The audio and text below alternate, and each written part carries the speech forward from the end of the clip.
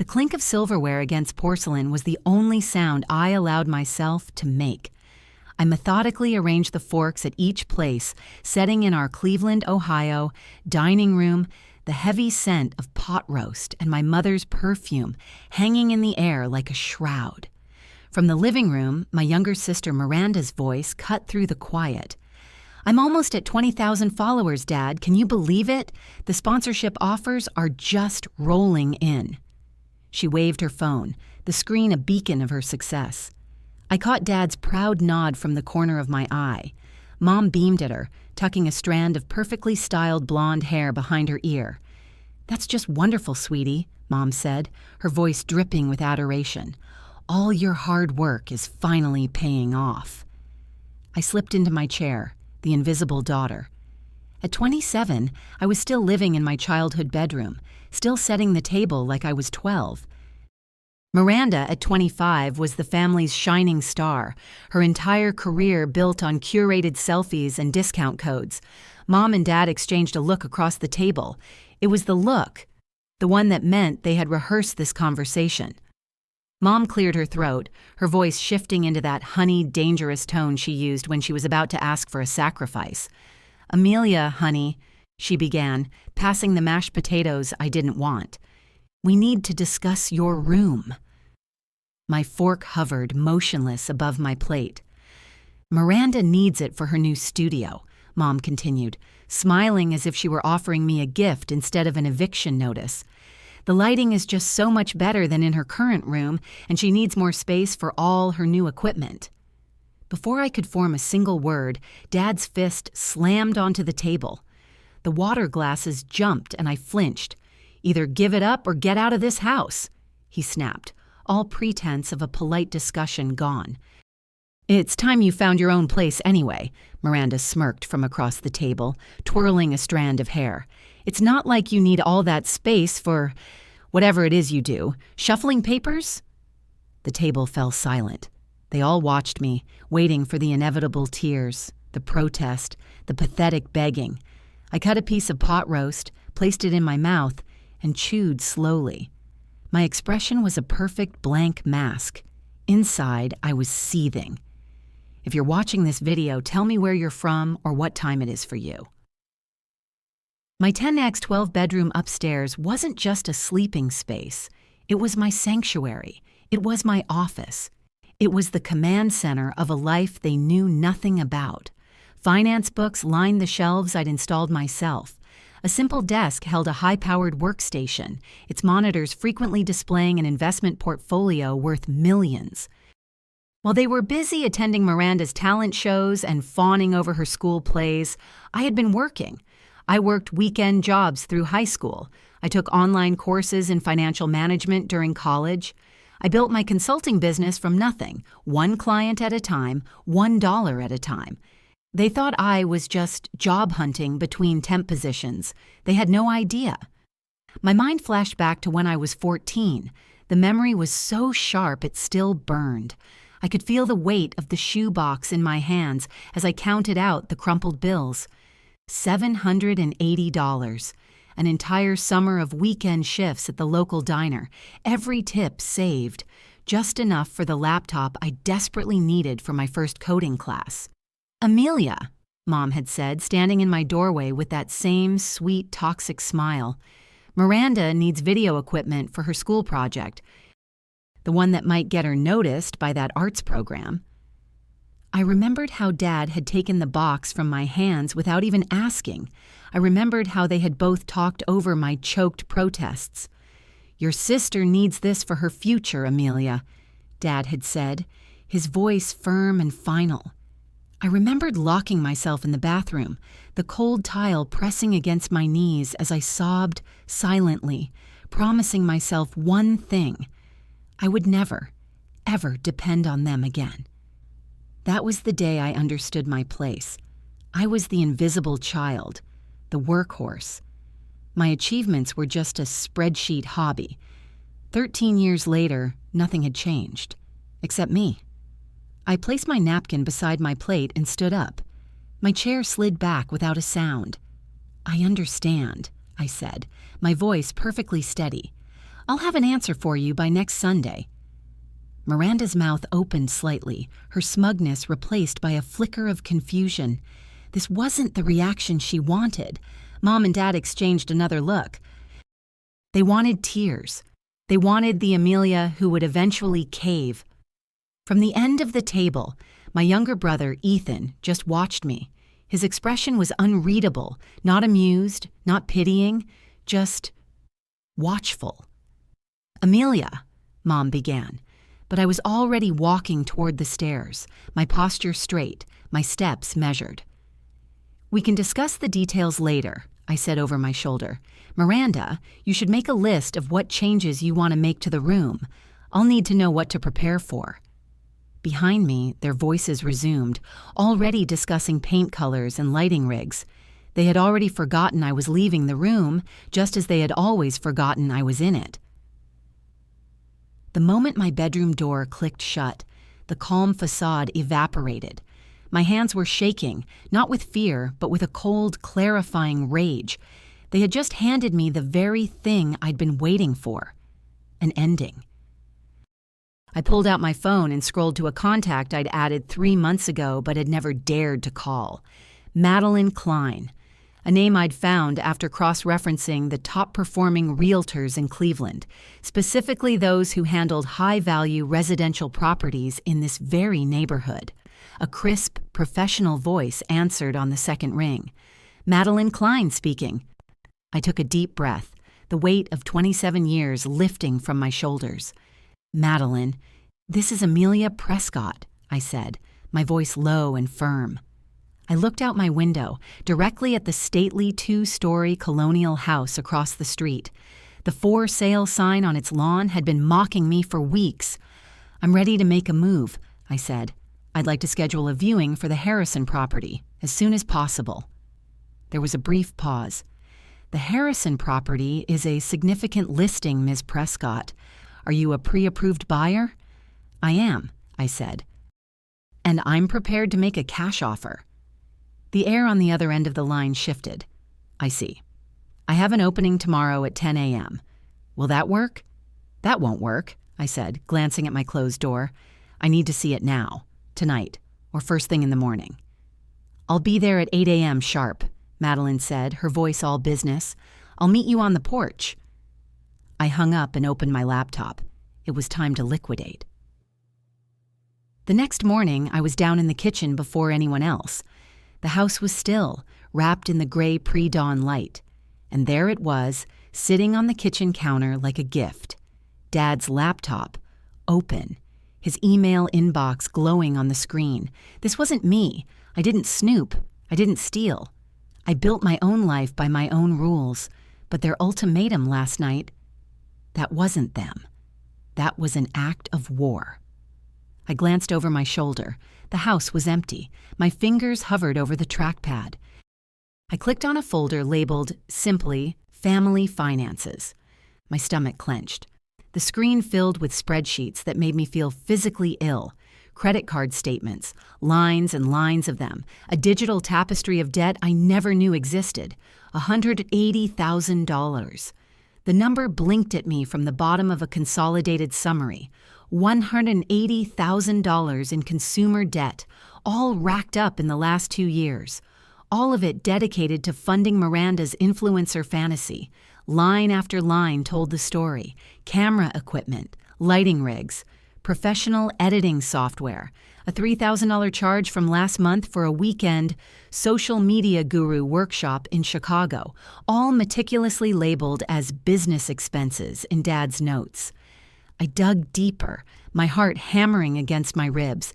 I found an email thread between my parents from last week discussing a second mortgage. They were leveraging the house I grew up in. They were leveraging my home to pay for her Instagram fantasy. A new message notification popped up. An email from Miranda to her talent agency. I shouldn't have opened it. I did anyway. "I'm projecting to hit 50K followers by next month," she had written. "My engagement is through the roof." I navigated to a dashboard Dad had bookmarked. Her actual numbers. 19,523. Less than half of what she was claiming and a full 277 followers, less than she had last night. She was buying them, and her agency was starting to notice. This wasn't a career, it was a bonfire, and my parents were throwing everything we had into the flames. My hands were shaking, not with fear this time, but with a sudden icy clarity. This was it. This was the leverage. This was the proof that their entire world was a house of cards. I reached into the pocket of my robe and pulled out a small encrypted USB drive, the one I used for physical backups of my most sensitive client contracts. I plugged it into the laptop. My fingers flew across the keyboard, dragging and dropping files. The $180,000 debt spreadsheet, the second mortgage application still in Dad's drafts, the email thread between my parents, panicking about a final notice from a creditor, and finally, the email from Miranda to her agency, side by side with the real-time dashboard proving her fraud. Copying 12 files! A floorboard creaked on the stairs. I slammed the laptop lid shut, my heart leaping into my throat. The drive was still plugged in. Miranda appeared in the kitchen doorway, rubbing her eyes, her blonde hair a tangled mess. "What are you doing up, and what are you doing on Dad's computer?" I leaned back against the counter, forcing a casual shrug. "Just checking the weather," I said, my voice miraculously steady. "Looks like it's going to be a nice day." She squinted at me, suspicious. "You're acting weird." "Just tired," I said. "You should really think about those paint colors for your new studio." "A blush pink would really clash with the hallway carpet," Miranda scoffed, the bait taken. "It's called an aesthetic, Amelia. Not that you'd know." She turned and padded back up the stairs. I ripped the USB drive from the port, the copy complete dialog box vanishing as I did. I shoved the drive deep into my pocket, the small piece of plastic feeling as heavy as gold. This was my insurance. This was my proof. This was the key to my freedom. I was halfway up the stairs to my room when Mom came out of hers, fully dressed, her purse on her shoulder. "Oh, Amelia, good," she said, that sweet smile firmly in place. "I was just coming to find you." "I'm heading out," I said, not slowing my pace. "I have an appointment." "Well, this is important," she said, following me down the hall. "We had a family talk after you went to bed, and Miranda's equipment, some of it is arriving early, a big delivery." I stopped at my bedroom door, my hand on the knob. "How early?" "Wednesday," she said, her smile tightening just a fraction. "So we'll need the room cleared out by Wednesday morning, not Sunday." My blood ran cold. That was tomorrow. "That's not what we agreed to." "Plans change, honey," she said, patting my arm. "You're always so adaptable. That's what I love about you." Adaptable. The word they used when they meant doormat. I said nothing, just stared at her. "Don't you worry about all that paperwork you keep," she continued, gesturing to my room. "I'll box it all up for you while you're at your appointment." She leaned in, her voice dropping to a conspiratorial whisper, though some of it might get accidentally thrown away during the cleaning. You know how that happens. Old papers, invoices, they all look like trash to me. The threat hung in the air, sharp and unmistakable. It wasn't just about the room, it was about my life, my business. They were threatening to erase me. I opened my door. "I'll handle my own things, Mom." "Of course, dear," she said, already walking away. "Wednesday morning." I closed the door, my back against the wood. The USB drive in my pocket suddenly felt infinitely more valuable. I didn't go to my room. I grabbed my keys, my wallet, and my laptop bag and walked out the front door. I drove to the Cardinal Cup Coffee, my unofficial second office for the past 5 years. The barista nodded as I walked in, already starting on my usual large black coffee. I sat in my corner booth and waited. At 7:55 a.m., a sleek black sedan pulled into the parking lot. A woman with sharp, intelligent eyes and a perfectly tailored suit stepped out. Madeline Klein.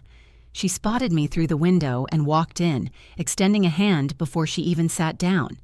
"Miss Prescott, you're punctual. I like that." "Amelia, please," I said, shaking her hand. Madeline, she replied, sitting opposite me.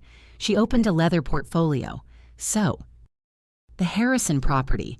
It's listed at $1.2 million. A fair price for the neighborhood, but it's attracting a lot of attention. Are you sure you're prepared for that? Her skepticism was polite but palpable. I didn't flinch. I opened my laptop and turned it to face her. I opened my business's primary earnings account. This is my company's revenue statement for the last fiscal year, I said, pointing to the glowing number. $2.7 million, and this, I clicked to another tab, is my personal portfolio, and this is the pre-approval letter from the bank for $1.5 million, which we won't be needing. Madeline's professional veneer didn't just crack, it shattered. Her eyes widened as she scanned the numbers, her brain clearly recalculating everything she thought she knew about me. "My apologies, Ms. Prescott," she said, her voice regaining its composure but with a new layer of respect. "Amelia.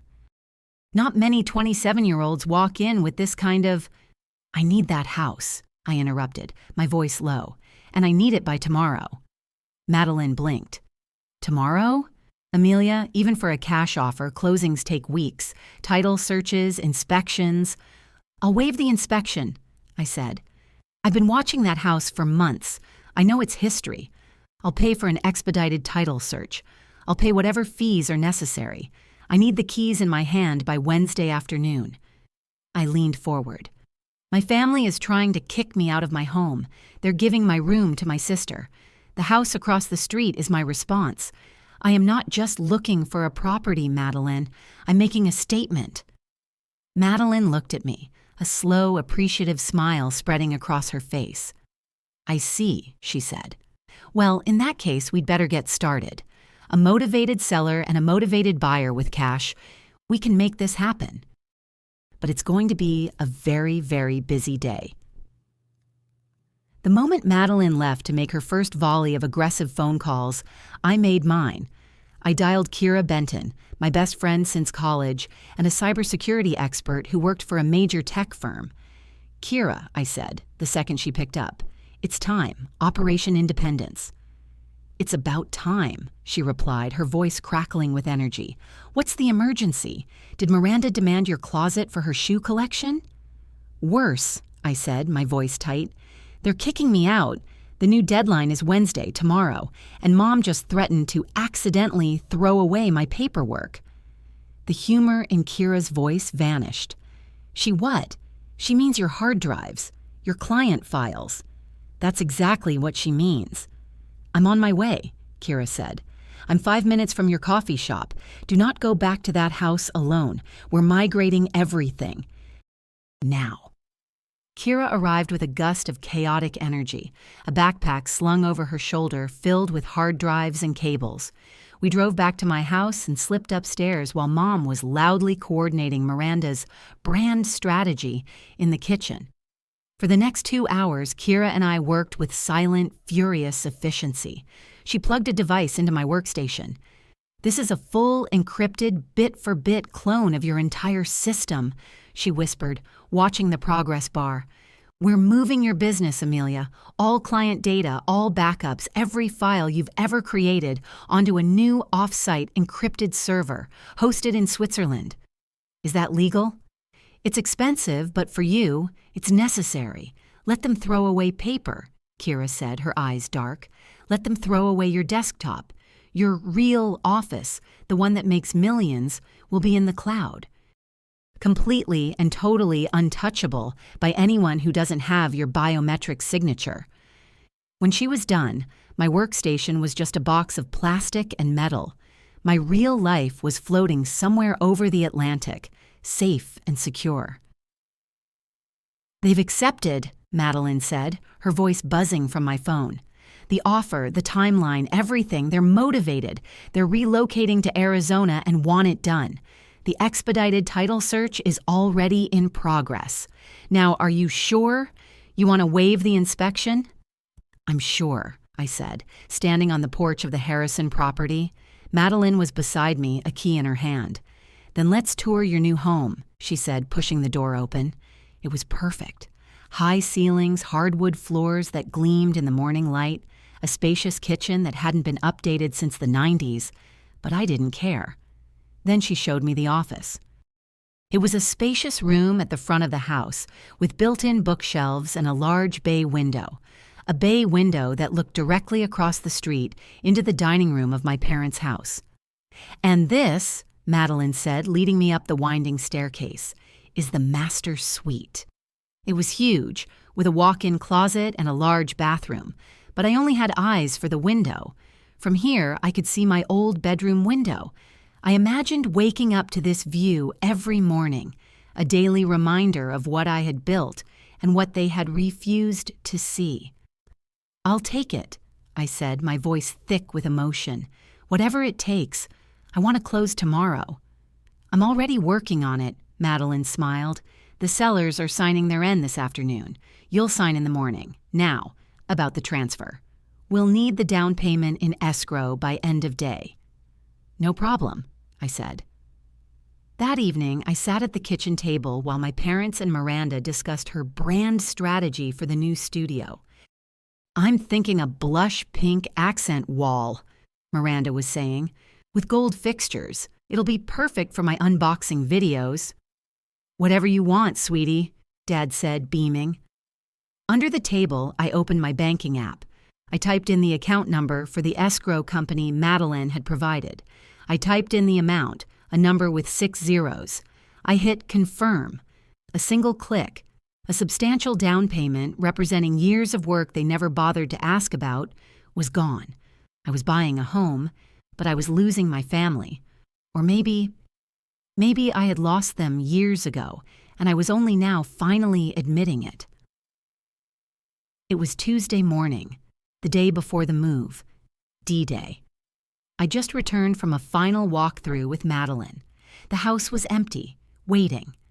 I was nervous, wired on coffee, and just wanted to lock myself in my room and wait for the clock to run out. I walked into the house and found my mother in my bedroom. She was humming, a large black garbage bag in one hand. "Just helping you get a head start, honey," she said, her voice sickeningly sweet. "You've got so much clutter in here." My eyes scanned the room. My desk? It was neater. Too neat. The pencil cup where I'd hidden the encrypted USB drive. It was lying on its side, empty. My blood turned to ice. "Mom," I said, my voice dangerously quiet. "Where is the small black flash drive that was in my pencil cup?" She laughed, a light, airy sound. "Oh, that old thing. It looked broken, all scratched up. I tossed it in with the rest of the trash. Don't worry, I just took the bag out. The garbage truck came not 10 minutes ago." She beamed at me, proud of her efficiency. I couldn't breathe. The proof. The $180,000 in debt. The fraudulent follower counts. The second mortgage application. The leverage. It was gone. Gone. Crushed in the back of a municipal garbage truck on its way to a landfill. I must have turned white because her smile faltered. "What, honey? Was it important?" I swallowed, forcing my face into a mask of neutrality. "It had some old college papers on it.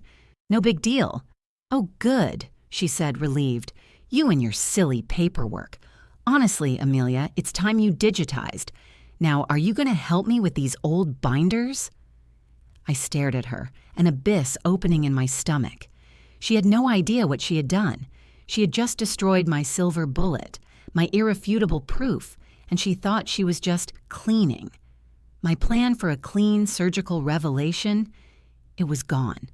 Now, it was just my word against theirs, and their word had always been the only one that mattered in this house.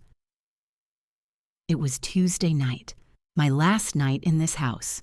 My stomach was in knots. The movers were confirmed for 10 a.m. Wednesday. Madeline had confirmed the closing was set for 9 a.m. sharp, but my family would be here. Dad was on his recliner watching sports. Mom was on the sofa scrolling through Facebook. Miranda was on the floor practicing a grateful face in the reflection of her phone screen. How was I going to get my entire life out of this house with them watching? I was frantically texting Kira. I needed distraction, a big one. when Ethan looked up from his phone. His face was pale. "Oh no," he said, his voice cracking with adolescent panic. "Oh no, no, no." "What is it, Ethan?" Mom asked, not looking up from her phone. "My history presentation," he said, standing up. "My final, it's worth 40% of my grade. It's tomorrow morning." And I left all my research notes at the university library. Dad muted the TV. "What did you just say?" "I left my notes at the library," Ethan said, his voice rising in believable hysteria. "And my laptop. It's all there," Dad exploded. "The university is an hour away, and the library closes in 2 hours." "Ethan, you idiot!" I know, Ethan cried, running his hands through his hair. And it's worse." "How could it be worse?" Dad roared. "My partner for the project," Ethan said, turning to Miranda. "His name, it's on your influencer guest list for that brand breakfast tomorrow morning. He was supposed to present with me. I need you to get him an extension, or we both fail. You have to call your contact, Miranda." Miranda's head snapped up. "What? I can't just—" "Please, Miranda," Ethan begged. "You're the only one who can fix this." Her ego stroked. Miranda's annoyance turned to grim importance. "Ugh, fine. Let me see what I can do. This is so unprofessional of him." Mom stood up, slipping into crisis management mode. "Okay, Julian, you'll have to drive Ethan to the university right now. Miranda, you start making those calls. I'll go with you, Julian. You're too angry to drive." It was beautiful. It was chaos. A complete family-wide scramble, all focused on Ethan's emergency. As they all rushed out the door, grabbing keys and coats, yelling at each other, Ethan paused. He looked back at me, still sitting silently on the sofa. The invisible eye of the storm. He caught my eye for one split second, and he gave a tiny, almost imperceptible nod. The front door slammed. The house was empty, and I had a clear window. The house was so quiet it felt wrong. I stood in the silence for a full minute, the echo of Ethan's nod ringing in my head. He had done that for me. I shook it off. I had work to do. I texted Kira. "The coast is clear. They're gone. Ethan created a diversion. They'll be gone for hours." Her reply was immediate. "On my way, and I'm bringing backup." At 8:45 a.m. on Wednesday morning, I stood on the porch of my new house. Madeline Klein pulled up in her black sedan, a leather folder in her hand. "Good morning, homeowner," she smiled. I signed the final closing papers on the hood of her car, the ink drying in the cool morning air. At 9:02 a.m., she handed me the keys. "It's all yours, Amelia. Congratulations." At 9:58 a.m., I walked back across the street and opened the front door to my parents' house. At 10 a.m. precisely, a large moving truck pulled up to the curb. Kira hopped out of the passenger seat, followed by 2 of her cousins. "Operation Independence is a go," she said, handing me a coffee. "Let's get your life." We worked like a well-oiled machine. Kira and her cousins, strong from years of loading server racks, handled the heavy lifting. My desk, my bed, my workstation, which was now just an empty shell, my bookshelves. I directed traffic, grabbing boxes of clothes, personal files, and everything I'd hidden under my bed. We moved with a swift, silent efficiency. We were a ghost crew, erasing me from the house. By noon, my old room was empty. I stood in the doorway looking at the bare walls, the indentation in the carpet where my bed had been for 27 years. It looked smaller, sad. I walked over to the bed, or where the bed had been, and placed my old, worn-out teddy bear against the wall.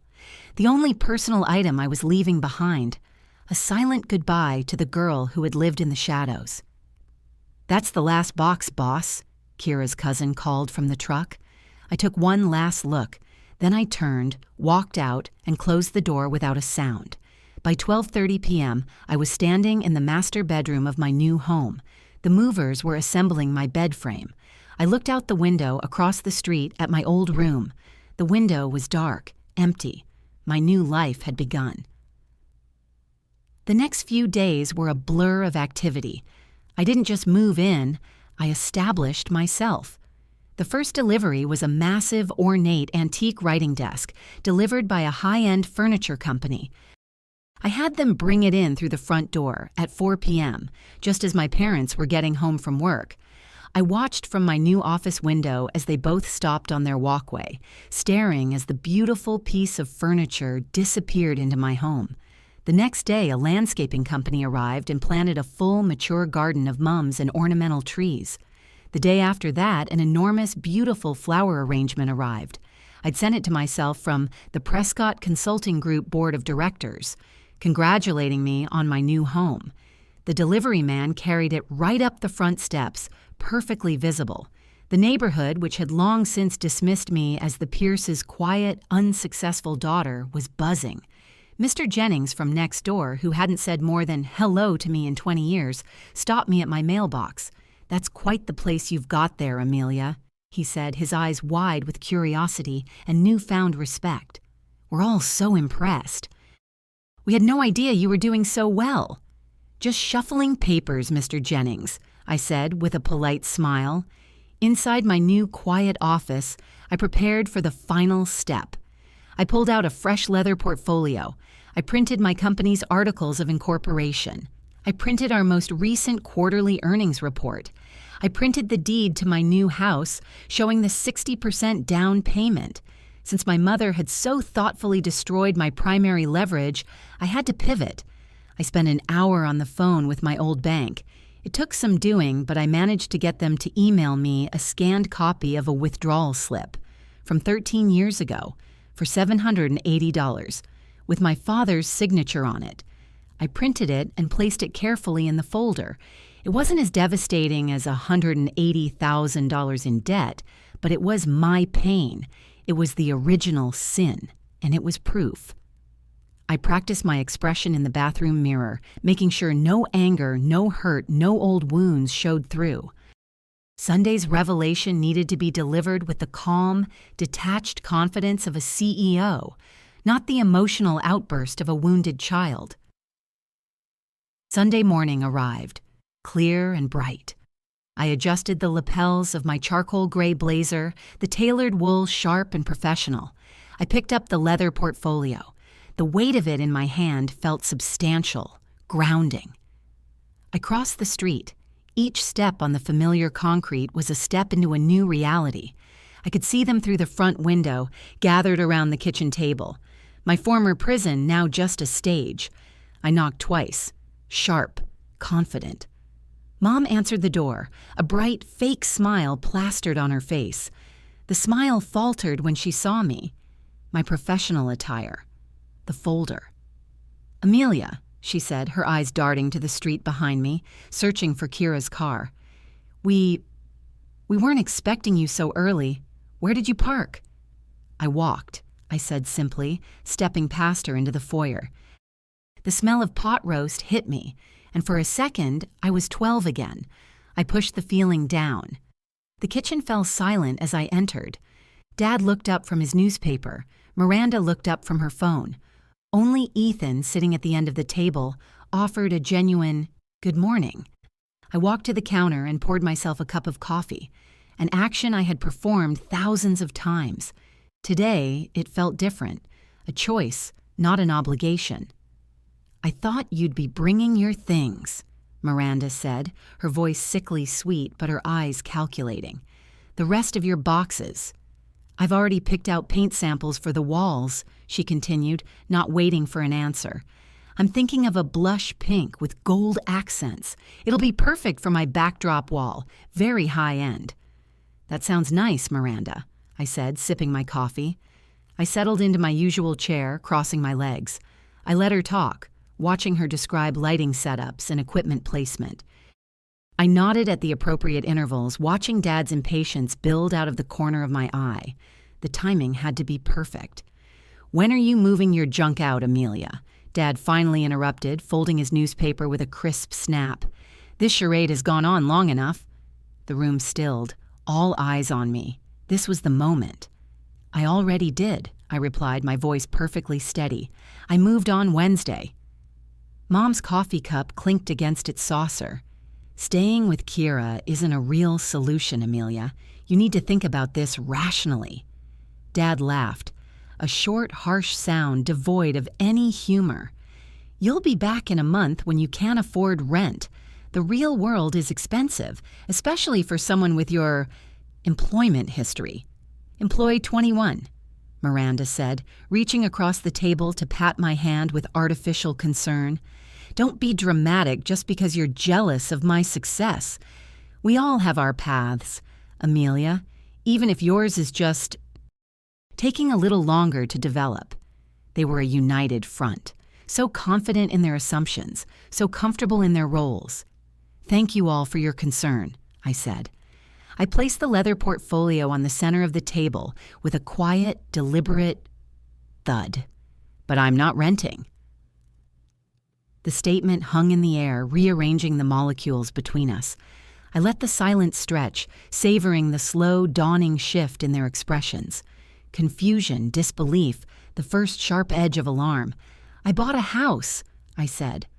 Mom's face froze. You... what? Don't be ridiculous, Amelia. You can't just... The one across the street, actually, I said, turning slightly in my chair.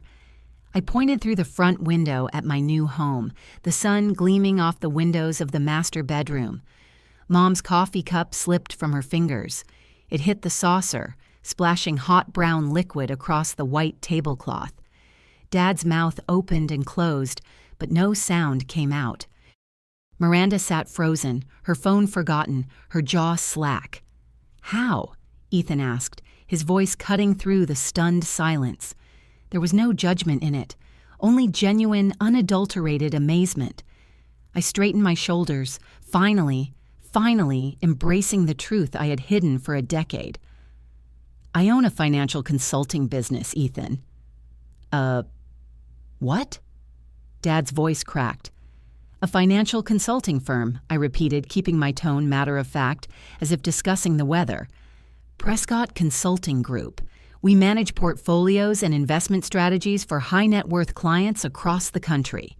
I let that sink in. We crossed $2.7 million in revenue last quarter.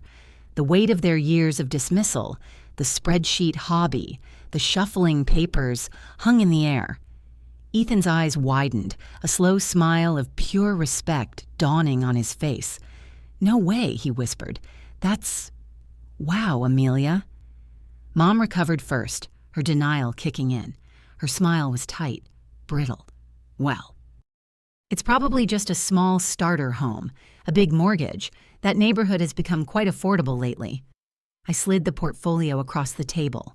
You can check the deed, I said. And the financial statements. I paid 60% down in cash. The rest is financed at 2.8%. Miranda's phone slipped from her hand, clattering onto her plate. You've been lying. Dad's face turned a dangerous shade of red as he slammed his palm on the table. Lying about your job, all these years. No, I corrected him, my voice dangerously calm. I have never lied to you. You have been assuming I was unsuccessful. You never actually asked me what I do, not once. The distinction landed like a physical blow. Dad's mouth snapped shut. Mom stood up abruptly, grabbing her phone. I need to call Aunt Clara. This impulsive decision. Go ahead, I said, taking another sip of my coffee. She already knows. She's coming to my housewarming party next weekend. So is Aunt Penelope. The family machinery, so practiced in its dismissals, activated its defense systems. It was pathetic to watch. Mom called 3 relatives. Her voice grew increasingly strained and high-pitched as one by one they responded not with the concern she expected, but with good for her, and how wonderful we must have her over. Miranda, recovering from her shock, retreated to her only weapon. She posted a vague, dramatic story on Instagram about toxic family drama and people who forget where they came from. It garnered 12 likes and a comment from a bot. Meanwhile, my performance continued. Right on cue, as I knew they would be, Kira pulled up to my new house in her convertible. She wasn't just bringing a gift, she was bringing a spectacle. She hopped out and opened her trunk, pulling out an enormous potted fiddle-leaf fig tree that must have been 7 feet tall. "Housewarming gift for the new homeowner," she yelled across the street, waving at me through my parents' window. My parents and Miranda watched, stunned, as Kira theatrically struggled to get the massive, expensive plant through my front door. The contrast between her authentic, loud support and my family's stunned, calculated silence couldn't have been clearer. The final devastating blow to their narrative was the delivery van that pulled up precisely at 11:30 a.m. The driver carried an elaborate, gorgeous arrangement of orchids and lilies to my porch. The card, which I'd written myself, was large enough to be read from a distance. "Congratulations on the new headquarters! The team at Prescott Consulting."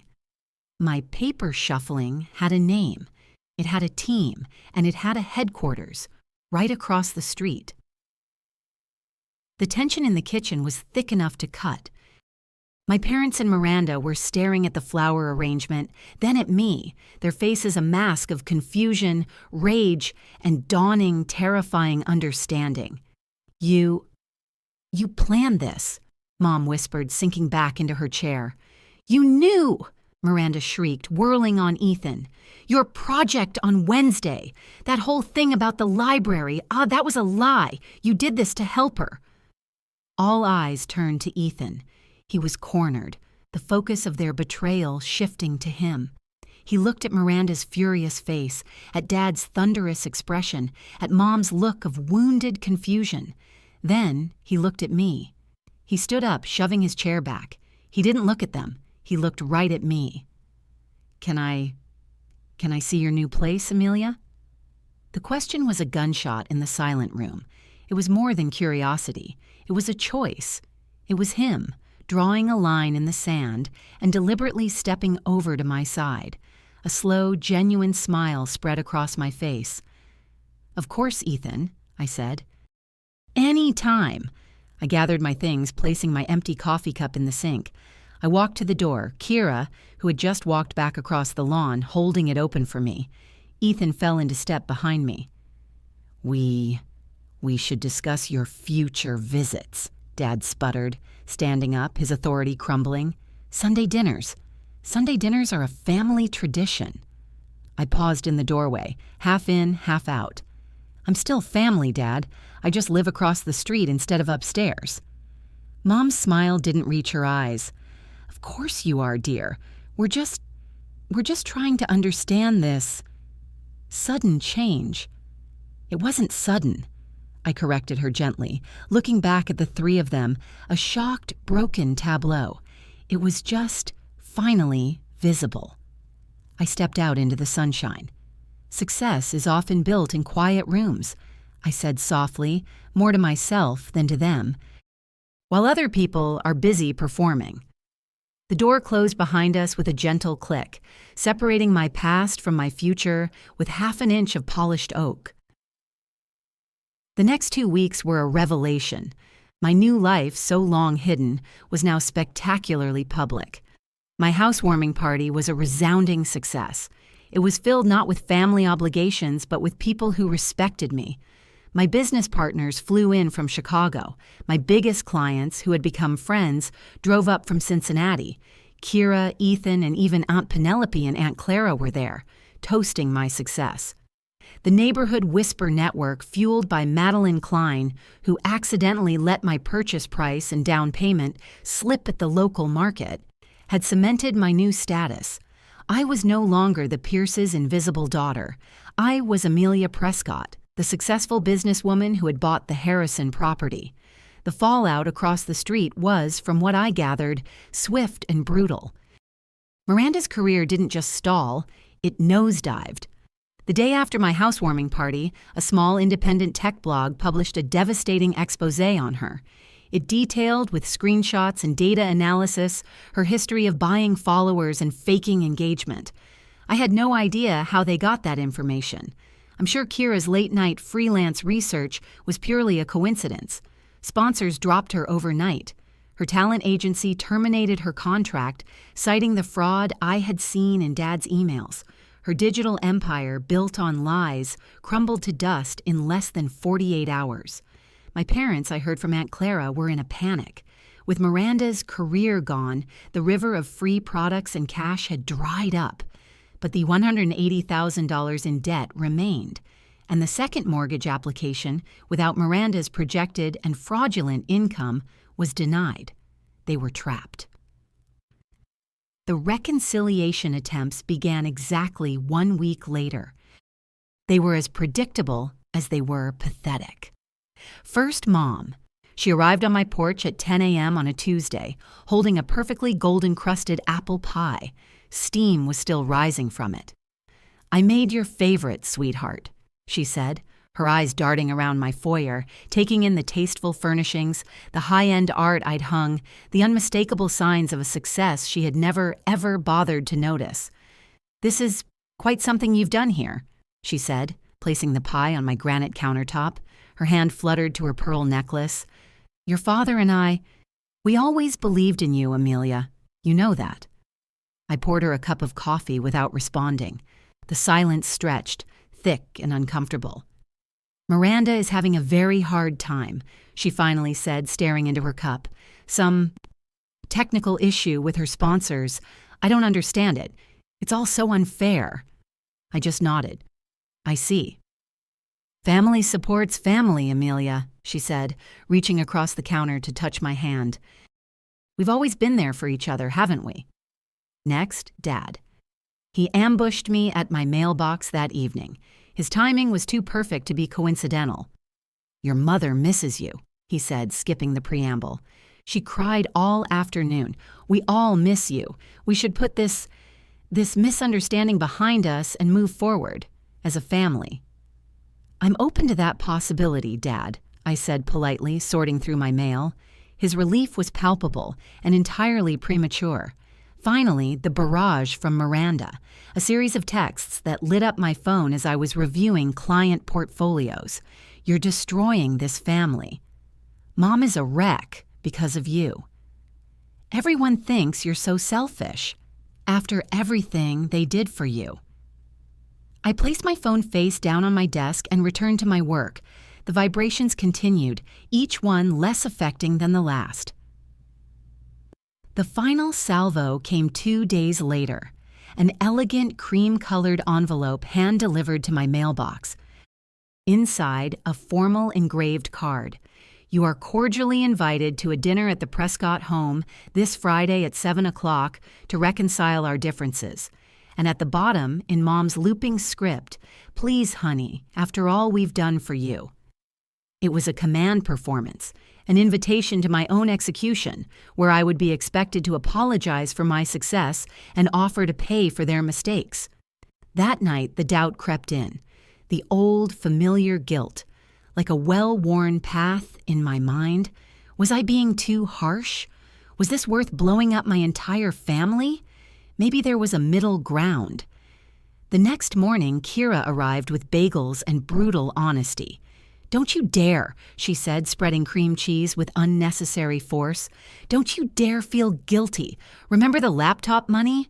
I winced. The memory still stung. $780. I saved for a year. "And they took it," Kira said, jabbing the knife at me. "They took your savings from your diner job and gave it to Miranda for a camera." "That was 13 years ago, Amelia. Patterns don't change unless people do. Are they sorry? Or are they just broke?" Her words were a bracing slap of cold water. After she left, I pulled out the leather portfolio. I didn't need to look in a journal. I just looked at the copy of the withdrawal slip. Their love was conditional. Mine didn't have to be. I arrived at my parents' house at precisely 7 p.m. on Friday. The table was set with the good china. Miranda was sulking at her place. Mom was fussing with a flower arrangement. Dad was pouring wine with a too careful hand. "Amelia, you came!"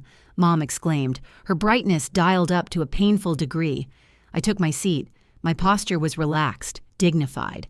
I was not the daughter seeking approval. I was a guest, a successful woman who had chosen to be here, on my terms. Miranda attempted several barbs during the salad course. Not everyone can just buy their way into feeling important, she muttered into her lettuce. I met her gaze steadily. You're right. Some of us have to earn it. Her fork clattered against her plate. When the main course was served, Dad cleared his throat. The reconciliation was scheduled to begin. I spoke first. I needed to build my own life, I said, my voice calm, cutting through the tension. And you needed me to remain invisible. Those two things weren't compatible. Mom's hand froze on its way to her water glass.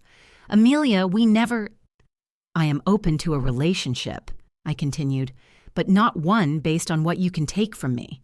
The silence that followed was profound. What does that mean exactly? Dad finally asked, his tone wary. It means, I said, that the bank is closed. Mom immediately pivoted, exactly as I knew she would.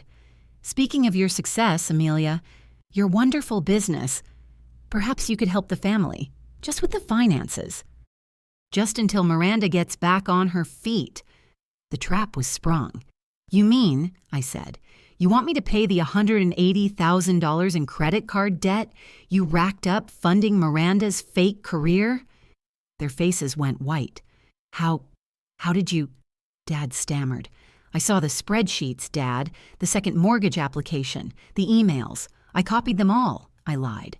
I had to let them think I still had the proof of Miranda's fraud, the desperation. I had it all on a USB drive. Mom's hand flew to her mouth. She knew. She knew exactly what she had thrown away. She hadn't just tossed an old piece of junk. She had, in her mind, destroyed the evidence of their ruin.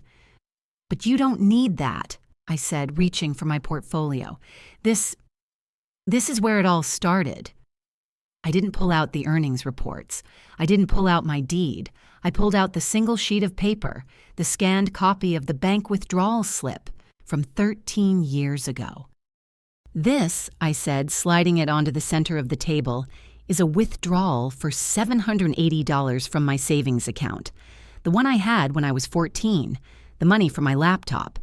I pointed to the signature line. And that is your signature, Dad. You took my money, my earned money, and gave it to her. The family narrative, so carefully constructed over decades, collapsed. Dad stared at his own signature, his face ashen. He had no defense. It was his handwriting. Miranda, seeing the tables permanently turned, launched into a full-blown tantrum. It's not fair. You always had your stupid spreadsheets. I had to work. I had to build a brand. It's not my fault. You're just jealous. You've always been jealous. Her shrieking entitlement, her utter lack of remorse, exposed her more clearly than any spreadsheet ever could. Through it all, I remained composed. There was no satisfaction in this, no victory. There was only the quiet, cold relief of finally being seen. The storm subsided. Miranda was sobbing. Mom was staring at the tablecloth. Dad looked 20 years older. I am willing to have a relationship, I said into the silence, my voice firm. One based on mutual respect. That includes financial boundaries. I will not be your bank. I will not pay for your mistakes. I stood up, placing my napkin on the table. You gave me an ultimatum about my room, I said, looking at each of them. So I chose freedom. I left them. I walked out without tears, without anger. I walked the short distance across the street, under the stars, and up the path to my own front door. From my porch, the family house was clearly visible, its windows glowing with artificial warmth. As I watched, Ethan's light in his upstairs bedroom flashed on. He appeared at his window. I raised my hand in a small wave. An offering. A connection. Separate from the wreckage of our parents. He returned the gesture. One by one, the lights in my parents' house went dark. My own home remained illuminated, a beacon of warmth and independence. I heard through Aunt Clara that the foreclosure went through. The for sale sign that appeared on their lawn a week later wasn't a choice. It was a consequence. 6 months later, the morning sun streamed through my kitchen window, casting golden light across the granite countertops. What once felt like an act of defiance now simply felt like home. I cradled my coffee mug and stepped onto the front porch. The crisp autumn air felt clean. My house, my real house, was a sanctuary. The living room walls, once bare, now displayed framed awards from the Cleveland Business Association. Last month, I'd been honored with the Emerging Entrepreneur of the Year award. My firm had grown. I now had 5 full-time employees. Across the street, the curtains remained drawn on my parents' old house. The bank's for sale sign had been replaced by a sold sign. A new family was moving in next week. I took a sip of coffee, surprised by the complete lack of satisfaction I felt at my family's financial ruin. The revenge fantasy had burned itself out, leaving something quieter and more valuable in its place. The doorbell rang. Ethan stood on the doorstep, holding a potted orchid. He was early. "You're early," I smiled, stepping aside. "Thought you might need help setting up for the party," he said, setting the plant down. At 19, community college suited him. His shoulders had straightened. His voice was deeper. "Place looks amazing, Amelia." "Thanks for coming, Ethan," I said, squeezing his arm. Our relationship was the one unexpected, priceless gift to come out of all this. We were building a real sibling bond, one built on mutual respect, not shared trauma. "Remember when Dad asked you where you saw yourself in 5 years?" Ethan asked, helping me arrange chairs.